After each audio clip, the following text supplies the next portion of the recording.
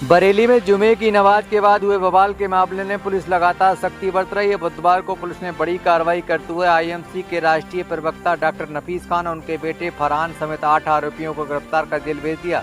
SSP Anurag Arya ने बताया, मुठभेड़ में पकड़े गए 2 आरोपियों के अलावा कोतवाली पुलिस ने डॉक्टर नफीस खान और फरहान को गिरफ्तार किया। वहीं पारदरी पुलिस ने शान, नदीम और रिजवान समेत 4 आरोपियों को गिरफ्तार किया। इस तरह अब तक 81 लोग जेल भेजे जा चुके हैं। इनमें कुछ आरोपियों पश्चिम बंगाल समेत अन्य राज्यों से भी जुड़े हुए हैं।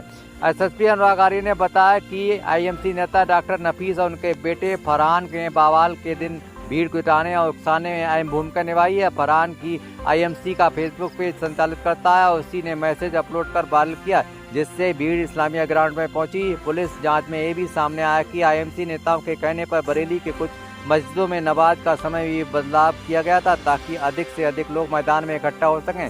दरअसल 26 सितंबर को हुए नमाज के आईएमसी प्रमुख मौलाना तौकीर रजा की ओर से आइलम मोहम्मद विवाद को लेकर प्रदर्शन का ऐलान किया गया था। ज्ञापन देने की योजना बनाई गई थी। पुलिस ने जब भीड़ को रोकने की कोशिश की तो पथराव और फायरिंग शुरू कर दी। हिंसा में 10 से ज्यादा पुलिसकर्मी घायल हुए। घटना के बाद मुख्यमंत्री योगी आदित्यनाथ ने मंच से साफ कहा था कि बरेली में बवाल में शामिल किसी भी आरोपी को छोड़ा नहीं जाएगा।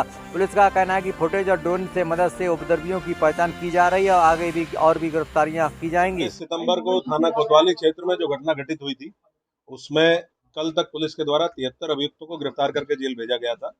आज टोटल 8 अभियुक्तों को पुलिस के द्वारा गिरफ्तार किया गया है, जिसमें 2 अभियुक्त पुलिस मुठभेड़ के दौरान थाना सीबीगंज की टीम के द्वारा गिरफ्तार किए गए हैं। इसके अलावा 6 अन्य अभियुक्त हैं, जिसमें थाना कोतवाली के द्वारा डॉक्टर नफीस खान पुत्र अब्दुल वहीद और फरमान खां पुत्र नफीस खां, ये 2 अभियुक्त गिरफ्तार किए गए हैं। और थाना बारादरी पुलिस के द्वारा शान, मोहम्मद नदीम, रिजवान, अमान हुसैन और ताजिम, ये लोग गिरफ्तार किए गए हैं। इस प्रकार से टोटल हम लोगों के 8 अभियुक्त हैं जो आज की डेट में गिरफ्तार होकर जेल जा रहे हैं। टोटल पुलिस के द्वारा अब तक 81 अभियुक्त इसमें गिरफ्तार किए जा चुके हैं। हम लोगों की टीमें सीसीटीवी के माध्यम से, ICCC कंट्रोल रूम के जो फुटेजेज उपलब्ध हैं उसके माध्यम से, ड्रोन की जो फुटेजेज उपलब्ध हैं उसके माध्यम से लगातार इस आइडेंटिफिकेशन के लिए लगे हुए हैं कि कौन कौन ऐसे लोग थे जो भीड़ को उकसाने में और भीड़ को एग्रेसिव बनाने में शामिल थे। हम लोगों का मेन फोकस उन लोगों के ऊपर है जिन्होंने इस पूरे प्रोटेस्ट को ऑर्गेनाइज करने में और जो वहाँ पे भीड़ एकत्र हुई उसको एग्रेसिव बनाने में जिनकी अहम भूमिका थी, उसके संबंध में हम लोग इन्वेस्टिगेट कर रहे हैं। जो भी और लोग इसमें इस तरह की भूमिका में प्रकाश में आएंगे, हम लोग उसके खिलाफ कार्रवाई करेंगे। सर, ये जानकारी मिली कि जो नमाज का टाइम था वो भी बदला गया था, पहले क्या था, किस तरह से चेंजिंग की गई थी, क्या कह के किया गया ये सुबह जब वीडियो अपील जारी हुई उसके बाद नमाज का समय चेंज करते हुए अक्रॉस द सिटी 1 बजे कर दिया गया था।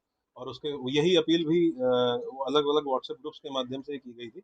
1 बजे के बाद नमाज पढ़ने के बाद लोग 2:30 बजे नौमेला मस्जिद पे इकट्ठा हो और वहाँ से इस्लामिया ग्राउंड कूच किया जाएगा, जो कि अगेन जो मैंने पहले भी बताया आपको कि एक सिंगल पॉइंट था इस्लामिया ग्राउंड, जहाँ पहुँचने के लिए लोगों के द्वारा अपील की गई।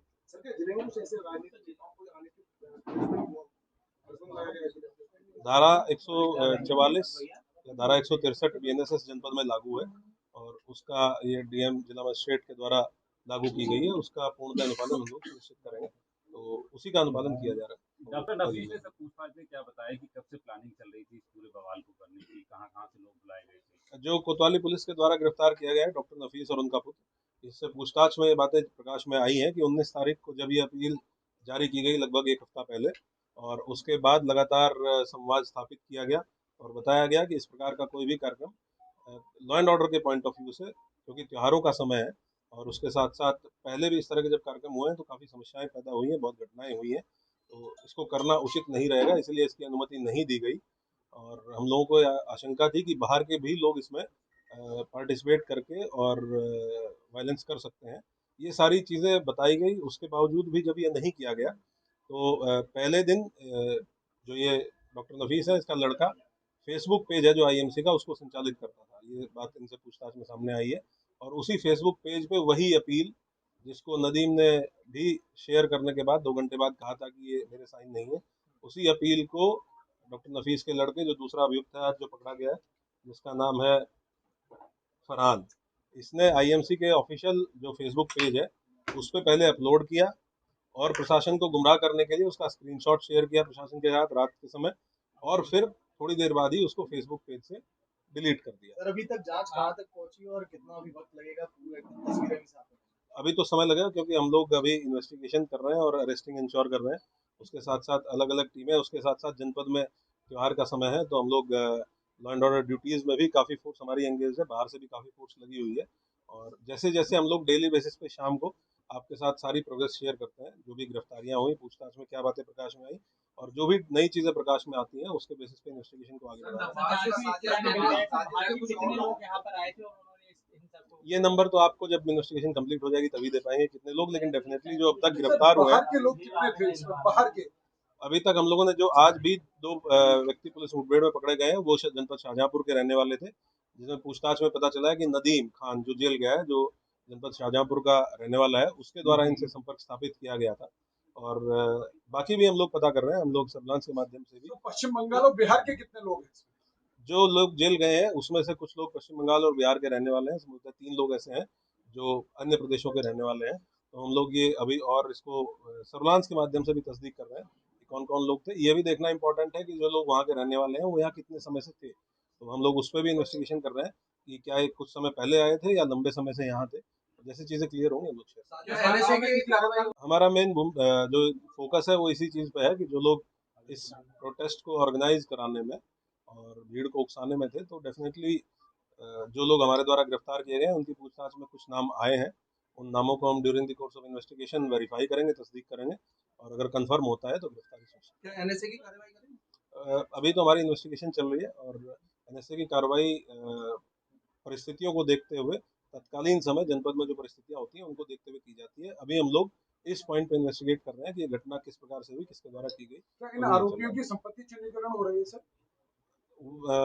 अभी हमारा फोकस पूरा का पूरा इस इन्वेस्टिगेशन पे है कि घटना किस प्रकार से हुई और घटना कारित करने वाले और कराने वाले कौन लोग थे और जनपद में कानून व्यवस्था सामान्य रहे, ये दोनों चीजें हमारे फोकस पे हैं। सर एक और बात, बरेली में क्योंकि जो नमाज है 12:30 से 3:30 के करीब तक जो है होती है अलग अलग मस्जिदों में, लेकिन कलेक्टर में उस दिन जो है 1 बजे की कॉल की गई, ये कॉल किसकी तरफ से की गई थी और सिंगल आदमी था या फिर कोई और?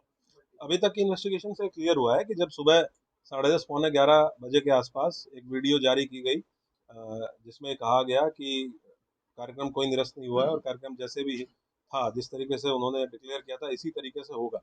उसके बाद जो आईएमसी के पदाधिकारी हैं उनके द्वारा ये मैसेज कन्वे कराया गया कि सभी लोग सभी जगह जो जुमे की नमाज होगी वो 1 बजे होगी और उसके बाद लोग नमाज पढ़ने के बाद नौमेला मस्जिद, जहाँ पे पहले ज्ञापन का कार्यक्रम था, अपील में लिखा गया था कि ज्ञापन दिया जाएगा, वहाँ एकत्र होंगे और उसके बाद इस्लामिया कूच करेंगे। तो ये उस वीडियो जारी होने के बाद सुबह 10:30 पौने 11 बजे से लेके और 1 बजे के बीच में इस मैसेज को कन्वे किया गया कि जो जुमे की नमाज होगी वो 1 बजे होगी, क्योंकि नॉर्मली यहाँ नमाज आपने सही कहा कि वो लगभग 12:30 से और पौने 4 बजे तक के आसपास तक होती है, लेकिन उसकी टाइमिंग चेंज किया जाना उन 2-3 घंटों में और 1 बजे डिक्लेयर किया जाना, उससे ये क्लियर है कि वो सोची समझी साजिश के तहत ऐसा किया गया ताकि मैक्सिमम भीड़ इस्लामिया ग्राउंड की तरफ पहुंच सके। सर, तो अभी ने क्या बताया कि वहाँ पर अगर इस्लामिक ग्राउंड पहुंच जाती पुलिस तो क्या करने वाले थे? हम लोगों का जो इंटेलिजेंस का इनपुट था और हम लोगों के जो बीट आरक्षी थे जिनको बीट में भेजा गया था, उनके द्वारा जो आशंकाएं जाहिर की गई थी उसी के आधार पर हमने इस कार्यक्रम के लिए उनको मना किया था। तो हम लोगों को जानकारी थी कि ये प्रोटेस्ट वायलेंट हो सकता है और उसमें ऐसे तत्व शामिल हो सकते हैं जो प्रोटेस्ट को वायलेंट कर सकते हैं। क्या नफीस ने बताया ये पूछताछ में इनके क्या इरादे थे? नहीं, ये तो ऑब्वियस सी बात है कि भाई उनको अगर इस्लामिया ग्राउंड पे एक भीड़ इकट्ठी करनी है और जब ये बता दिया गया है कि ये प्रोटेस्ट अलाउड नहीं है, कोई भी कार्यक्रम इस तरह का अलाउड नहीं है, तो वो और इस तरह की भीड़ जो ऑलरेडी जहाँ पुलिस उनको रोक रही है और वो पुलिस के अगेंस्ट एग्रेसिव और वायलेंट हो रहे हैं, तो जब वो सारी भीड़ एक साथ इकट्ठा होती तो कितना वायलेंट हो सकती थी आप अंदाजा सर, लगा सकते नमाज का समय चेंज करने वाली जो बात थी, क्योंकि आईएमसी एक पॉलिटिकल पार्टी है और पॉलिटिकल पार्टी के कहने पे अलग अलग लोगों के अलग अलग व्हाट्सएप ग्रुप्स बने होते हैं, आपको जानकारी है इस चीज़ की, और बाय वर्ड ऑफ माउथ भी स्प्रेड किया जाता है और बाय इलेक्ट्रॉनिक मीन्स भी स्प्रेड किया जाता है। और ये एक फैक्ट है जो हम लोगों ने ऑब्जर्व किया कि उस दिन सारी नमाज 1 बजे 1 से 1:30 के बीच में सारी नमाजें हुई और उसके बाद लोग इस्लामिया ग्राउंड की तरफ बढ़े। तो ये एस्टेब्लिश्ड फैक्ट है कि ऐसा हुआ। पुलिस मानती है कि अगर 1 बजे वाली नमाज नहीं होती तो शायद ये ट्रिगर पॉइंट भी नहीं होता, उसी के बाद जो है पूरा मामला। मैं इतना कह सकता हूँ कि ये इसलिए किया गया ताकि मैक्सिमम भीड़ इस्लामिया ग्राउंड की तरफ एक साथ एक ही समय पे अप्रोच करे।